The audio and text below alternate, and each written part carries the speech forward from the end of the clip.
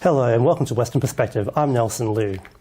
This week, artists have been left with an immediate uncertain future in the sector as COVID-19 takes hold.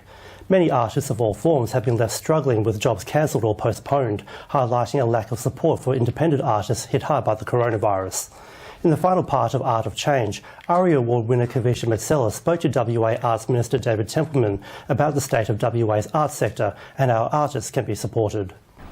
Welcome to WAMN News. We're so pleased you could come, Minister. Great to join you. Excellent. I'd just like to ask you some questions now about arts and the coronavirus. As the world is wrenched out of joint by the coronavirus pandemic, many people are turning to arts for wisdom and consolation. Given that the arts industry brings $12 billion into the Australian community and they only get $6.4 billion, it's really bang for buck, right? So what is the government doing to help artists in this time? Well, first of all, we know that artists and those in the performing arts industry and other cultural industries were affected first when COVID-19 struck. And we know that overnight many of them had their incomes severed. And sadly, many of them, because of the COVID-19 restrictions and various impositions, have taken or will take longer to emerge. But can I assure you that the government has already made commitments totalling over $20 million in a range of ways, focused on a couple of areas. One is we've repurposed some of our existing grant programs so that we are tailoring those to delivering to immediate needs of artists, because we recognise that for many it's about income. Secondly, we've looked at how we can, whether it's through venue support, rent relief, we've looked at our Aboriginal art galleries and how we can support our Indigenous artists, because we recognise that many of them that have their works, for example, in some of the Aboriginal arts centres throughout the state, particularly in the Pilbara and the Kimberley, of course they've been doubly impacted because they've been confined for good safety reasons from audience. So our focus is now very much delivering existing programs and new programs through Lottery West funding to artists. We want to get them on the ground. We also want to make sure that, for example, our contemporary music fund, which is an election commitment by the government, is repurposed as well, because these are emergency situations. Yes. So we've repurposed the $500,000 from the contemporary music fund, specifically to deliver to contemporary music artists, because as we know that as venues open up, particularly as clubs, pubs and live music places are going to be viable as the restrictions on numbers are relaxed, that we want those artists to be ready to go back in to those venues. So it's across a range of areas that we're focusing on. Obviously we want to work in the regions, supporting the regional artists as well, but I can assure you that we're focused very much on supporting artists on the ground. And when's that going to happen, Minister? Well, a lot of it is happening now. A lot of the repurposing of some of our existing grants already are delivering to artists. So we've repurposed the under 15,000 commitment, for example. So a number of artists now accessing that. The contemporary music one is being finessed so that can be available as soon as possible. A number of the other measures that are focused on the Lottery West, which is around about a $13 million commitment through Lottery West. Is still some more money to come in terms of that 13 million, within that 13 million that we want to deliver again directly to artists. So we recognise that as population emerges from the COVID-19 experience, that we've not only got to deal with or assist artists emerging as well, particularly in terms of accessing income again, but we also want to make sure that the general population understands the critical role that the arts sector will play in our recovery. Many people went online to listen to the songs of musicians to quell their fears and to bring comfort. They turned to comedians. I saw Zoom concerts, and comedians help them to laugh and bring a sense of lightness to this difficult time. I mean, in a way that I feel the artists were there first to help people. And do you think that Australia maybe will appreciate artists a bit more? Oh, look, I hope so. I think we've got to keep working on it, though, reminding people that a rich, vibrant arts industry underpins a great civil society. That's critical. And one of the things that I think in terms of our Australian culture is we need to reconnect to those things that make us unique, whether they be our Indigenous story, which is unique only to Australia, and how that plays into the psyche of a resilient community. Now, one of the great things about Australia is it's the best place to be living in at the moment, given what has occurred around the world. Absolutely. So what I hope comes out of this is a greater understanding of the importance of the arts sector to our economy and to our broader community, because we want people to understand as they emerge and as they reconnect, as they adapt to what might be the new normal, that intrinsic in that are the values of a strong and vibrant arts sector, a creative country. So I see this as an opportunity, I really do.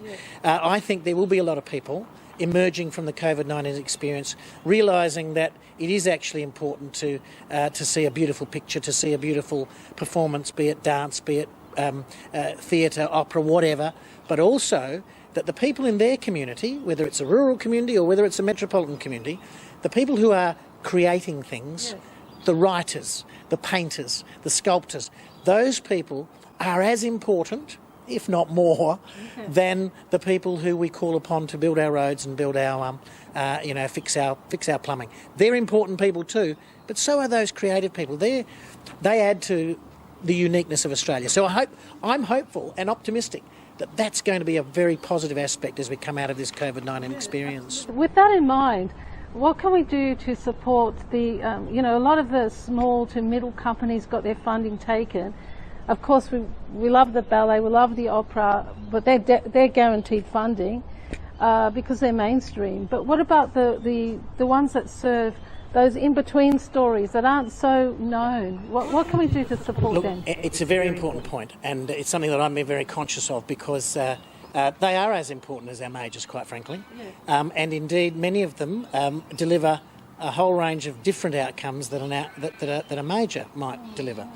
So what I want to assure you is we're having, as part of the recovery focus by the McGowan government, we've just had last week two key forums with stakeholders. I've actually organised some extra ones, particularly focusing on those second and third tier entities, because we want to make sure that they are part of the broader recovery, and they will play as an important role as anyone else in the sector. We've got to pull together, right? Absolutely, and we've got to talk to each other and support each other constantly, because I know it sounds like a cliche now, we're all in this together, but we actually are. And here's a pivotal moment, I think, for the arts sector to not only demonstrate its enduring value, and you highlighted earlier about, when we have disasters and when we have terrible circumstances and tragedies, quite often, almost immediately, it's our artisans and artists on the ground who respond, and respond so well and so positively, because they're community builders. They're people who develop and enhance our community. So I think we're at a real window. I want the federal government, obviously, to see the role that it needs to play going forward in terms of funding and giving us a national direction with regard to the place that arts culture plays in our Australian psyche. I think there needs to be some leadership there. I'm so glad you said it. Maybe you should go up there. I love this job too much. I love being the State Minister for the Arts, because, look, it's a passion of mine, and I've got an arts background, but I've seen in so many communities throughout Western Australia when you go into a school that values art and the arts and the creative arts, it is a palpable difference you feel in terms of the heart and soul of that place. When you go into a community that values their writers, or a community that values their visual artists, there is a genuine difference. And of course, when you go into the Kimberley or to the more remote areas of Western Australia, you see the magnificent, unique stuff that's being created by our Indigenous artists, which is not only world class, it's simply so unique. Then why wouldn't we shout from the rooftops that this is special, that this is different, and we have a great story to tell? And we can tell that story at the highest levels and broadly at all of the community levels. And I think it's an exciting time. given all that, how can artists find out? Because at the moment, I think artists are feeling frustrated. A lot of them prepared a lot of work to apply for the recent round of grants, and of course COVID came along, the grants disappeared, and they're going, what do we do now? A lot of them are feeling gutted. So what's your message to artists? Hold strong, because we recognise the pain and the trauma that many artists have been through, like a lot of in our community with regard to COVID-19 experience. But now we're in a position where we can shape the recovery. Yes. And I see our artists playing a central role in shaping what that recovery looks like for Western Australia.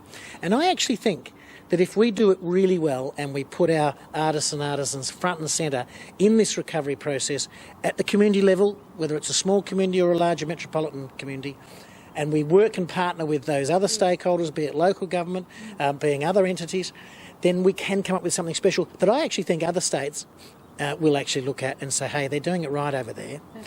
We know Western Australia is unique. We know we hold a special place now in terms of our reputation as being safe, of having some very strong and steady leadership. Now's the time to deliver to that, and now's the time, and my message to the artists particularly is, I value you absolutely. This government values you absolutely, because you're part of the story as we go forward post-COVID-19. Thank you so much for your time, Minister. I hope you've enjoyed this conversation. Next time we'll do it on a sofa and a cup of coffee. You gotta be strong. You gotta be strong. You gotta be strong. Thank you very much. Well done. Good on you. Awesome. Okay. And now, AMA-WA President Dr. Andrew Miller gives us weekly COVID-19 update. Hi, just a few thoughts on the week in COVID from Andrew Miller from the AMA. The DETECT trial has not revealed any asymptomatic secret spread of the virus in our state, and we're seeing very low numbers. This is terrific news. We had feared that there was a sort of undercurrent of disease going on. Doesn't mean there's none out there, but it makes it very unlikely that these sniffles that you're seeing around the place are anything other than the common cold at the moment. Nevertheless, people should get tested if there's any concern, particularly if your GP thinks that's necessary. Good news about the swab, doesn't have to go all the way to the back of the nose anymore, just a couple of centimetres in is the new guide. So it's less uncomfortable than it was at the start. And certainly you should get tested if there's any fevers around, any upper respiratory tract infections, and any contact at all with people who've been travelling out of the state. Now, travelling out of the state, of course, bit of a disaster in Victoria this week with the community spread. I think it was predictable that one of the states in Australia this was going to happen. Certainly, they still haven't managed to stamp the disease out since the Ruby Princess, and we need to take it very seriously indeed. So the Chief Health Officer of Western Australia says there should be 4 weeks of no community spread in other states before we reopen the WA border, and I think that's very defensible from a public health point of view. That's a very reasonable yardstick to use. So when that's going to be, well, depends on whether the other states can get this under control, and we're seeing how difficult it is, no matter how many people you've got working on it. So we need to protect our vulnerable populations here. We need to protect our primary industry here. It contributes a lot to the national economy, of course, so it's not just a selfish thing for WA, it's also looking after those important tax dollars that fund the health system in many other places as well. Football's going to be hard to run if you've got infected footballers. Contact sports, of course, are an ideal place to spread the disease that spreads through contact. The other spread in the community there has been from returned international travellers in hotels. Despite everybody knowing that this could be the problem, it still happens, and so obviously very contagious disease. Very important to keep the numbers incredibly low, because otherwise you've got an exponential problem on your hands. Delaying the spread into WA not only allows us to open up the economy, get rid of that fear that people have, hopefully get enough dollars flowing through enough businesses that people's mental health can settle down a bit. Those government supports obviously very important there. Also gives us time internationally to be looking for treatments and there's been a lot of talk this week about dexamethasone. It's a commonly used drug, used it myself this week a couple of times in anaesthesia, and it seems as though it improves the survival in intensive care of people who are on ventilators. Now, when you end up on a ventilator, it's a toss of the coin as to whether you're going to get out of there alive, unfortunately. So anything that improves the state for those people, all the better. However, surviving that is still leaving people with long-term health problems. Even people with reasonably mild disease seem to be getting some long-term health problems from this disorder. So by far, the best thing we can do is prevent this from getting into our community, causing the sort of devastation that it is in other places where they don't have good leadership. And I think it's fair to say the US is an example at the moment of how not to do that. We should be very grateful that although we like to get stuck into our politicians from time to time on this thing, they have followed the science and they've linked that to their own popularity, and long may that continue. So let's try and keep that border shut for as long as we need to, support one another, do the right thing by reducing the fear in the community for those people who are particularly vulnerable. Also, now's an opportunity to get top of the range personal protective equipment for all of our healthcare staff, for all of our frontline people, and we need to be working hard on that now, not just saying, oh, it's hard to get hold of this stuff. The government needs to spend the dollars, get the respirators to the people who need them in the hospitals, get the high-level N95 masks for anyone who's going to be around COVID patients, and for people who want to use surgical masks in every consultation should be available. Let's look after our frontline, not just talk about what heroes they are as they sacrifice themselves unnecessarily. Thanks for your time. And that's the program for this week. Thanks for joining us. We'll be back again next week with an all-new WP. But for now, it's back to you, Ivan and Sarah. Thank you, Nelson. And that's our weekly news and current affairs. We have the latest news on our website and social media pages. No matter where you're watching, thanks for being with us and have a pleasant evening. Take care.